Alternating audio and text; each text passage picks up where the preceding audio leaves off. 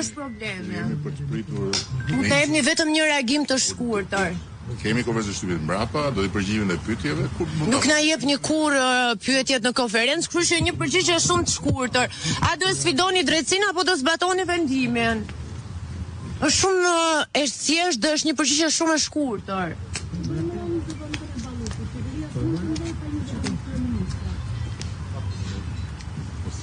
Nuk mund ta respektoni këtë moment që është një moment protokolli që po presim miq që të vinë dhe të prisni kohën tuaj dhe pastaj të bëni pyetjet. Nuk kemi mundësi të bëjmë pyetjet në konferencë, prandaj po ju pyesim tani.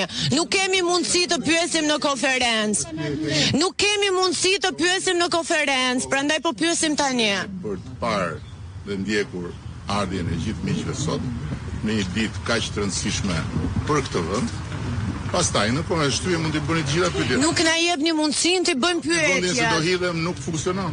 Nuk na jepni mundësi të bëjmë pyetjet. Dhe nuk kemi nën kushtet për t'u hedhur.